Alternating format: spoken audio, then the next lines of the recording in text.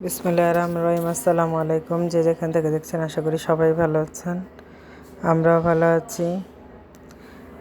গরু মাংসের কলিজা রান্না করব, এই জন্য কলিজাটা ধুয়ে বেছে পরিষ্কার করে আমি একটু হাফ সিদ্ধ করে নিয়েছি।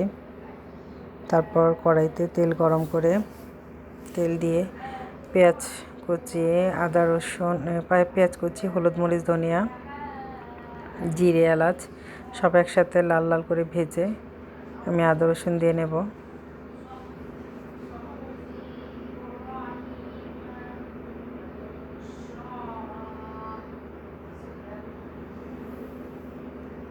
একটু পানি দিয়ে নেব, আদা রসুনটা যেহেতু ছিটে এই জন্য একটু পানি দিয়ে নিচ্ছে। পরিমাণ মতন হলুদ মরিচ ধনিয়া দিয়ে দেব।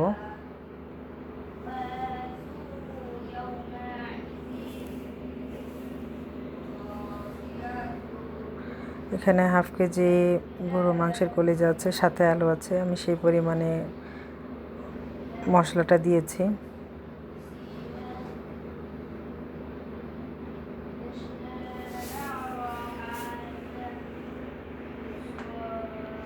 পরিমাণ মতো লবণ দিয়ে নিলাম। কোনো কুটে রেখেছিলাম সে আলুটা দিয়ে নিচ্ছি।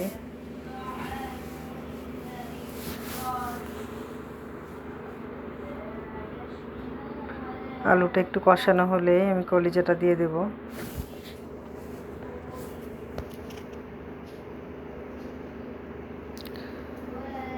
পুরো প্রসেসিংটা অনেক সময় করে দেখালেই ভিডিওটা আরও বড় হয়ে যাবে, এই জন্য স্ক্রিপ্ট করে করে দেখাচ্ছি।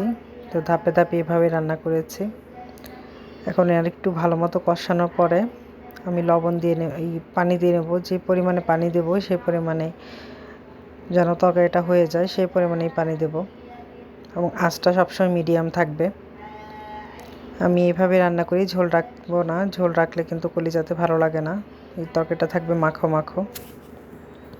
কমেন্ট করে জানাবেন কে কীভাবে রান্না করেন, আমি এইভাবেই রান্না করি।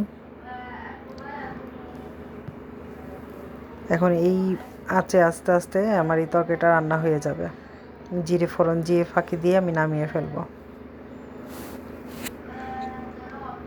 খানিকক্ষণ বাদে বাদে আমি নেড়ে চেড়ে দিচ্ছি তরকারিটা।